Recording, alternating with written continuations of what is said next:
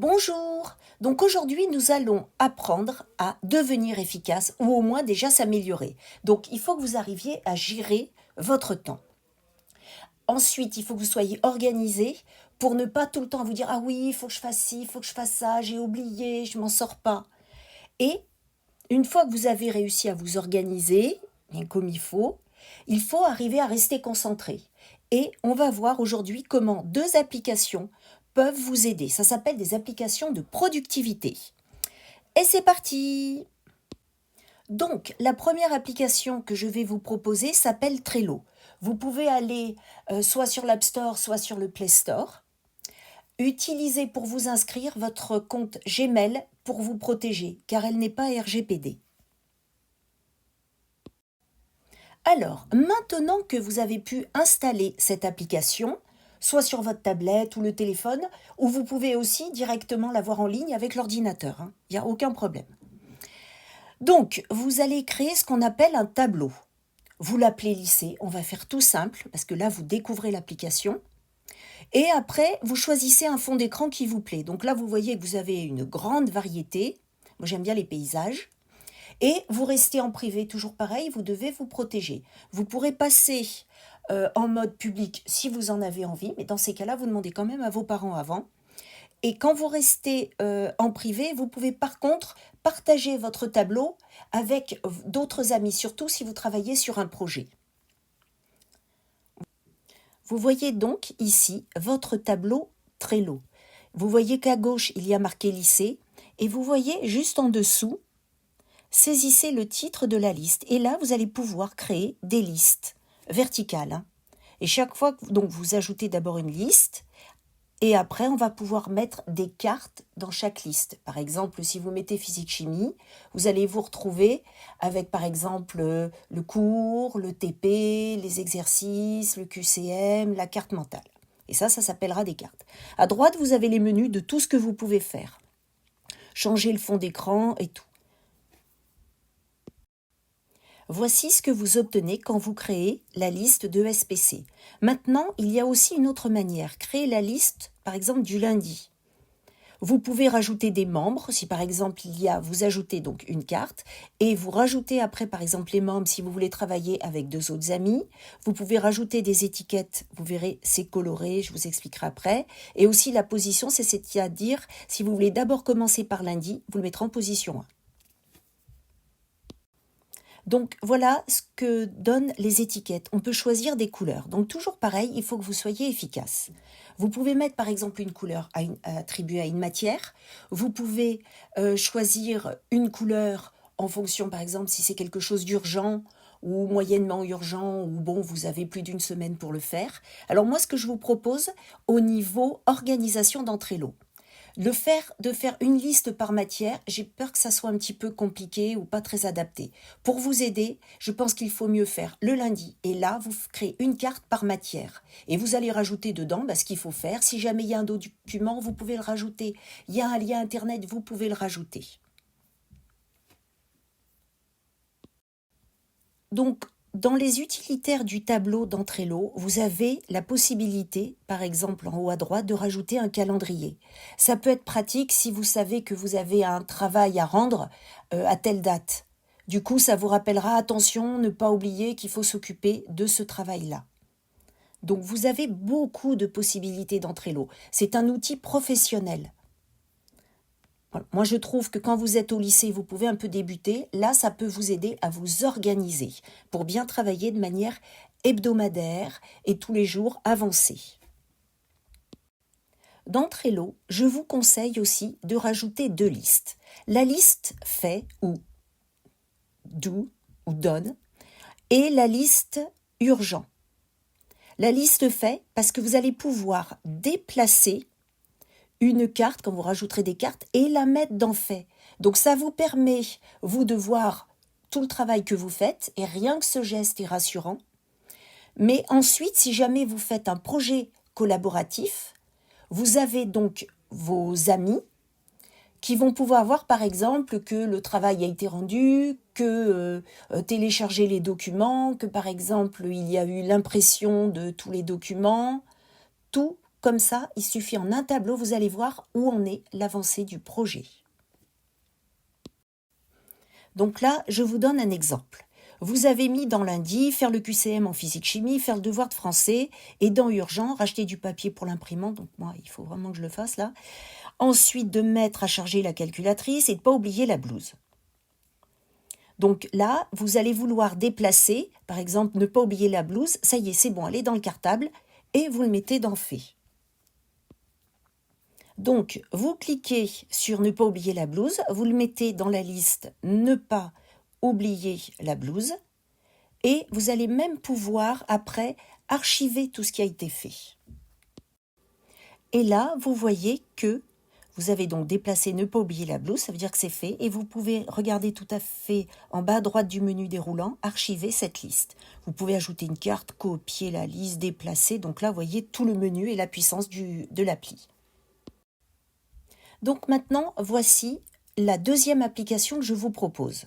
Elle s'appelle Pomodoro Smart Timer, si vous allez sur le Play Store, et c'est à peu près le même nom pour l'autre univers, donc l'univers de la pomme.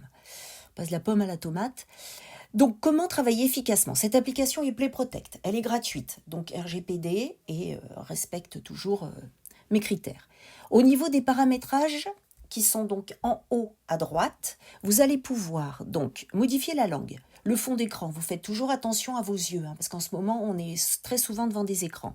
Et vous avez, en continuant dans les autres paramétrages, vous savez, quand il y a le petit dessin d'engrenage, vous avez le mode jour-nuit que vous pouvez activer.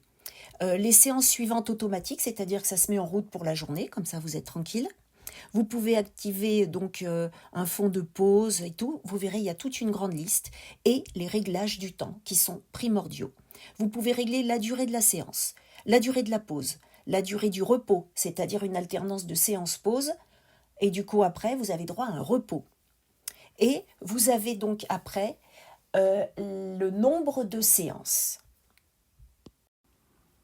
Donc, voyons, que vous arriviez à bien comprendre la différence entre pause et séance de travail. Donc, imaginez le matin, vous avez 3 heures ou 2 heures.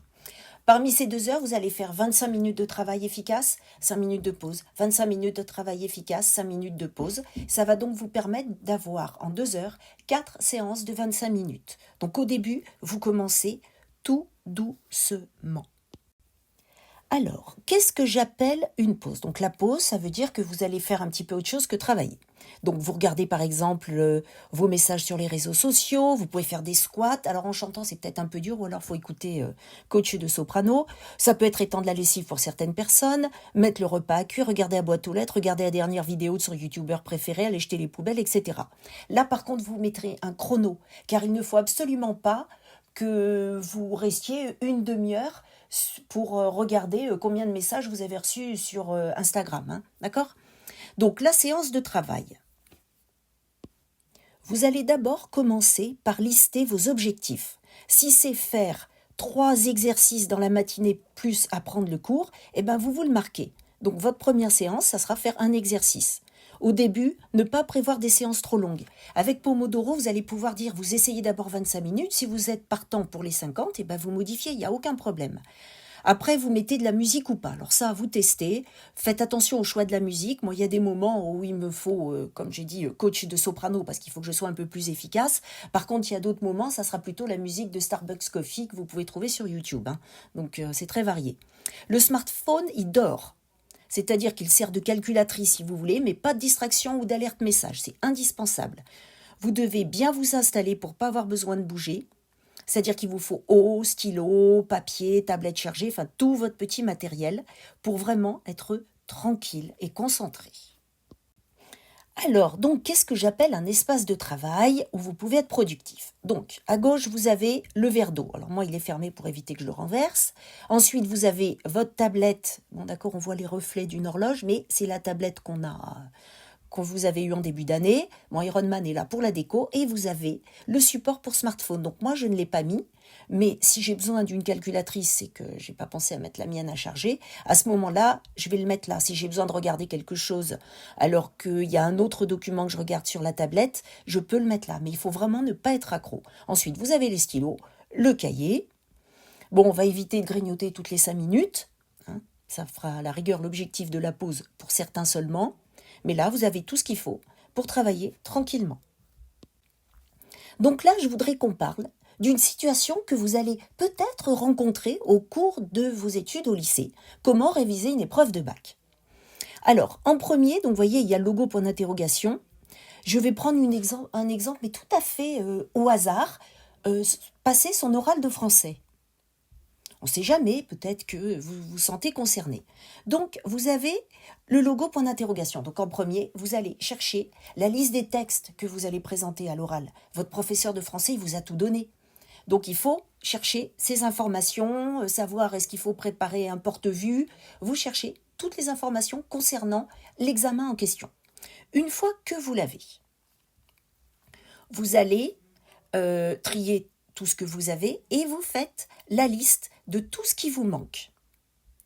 Alors normalement, pour que ça vous aide après pour faire des résumés, essayez de voir la liste des biographies qui peut vous manquer. Vous faites une liste.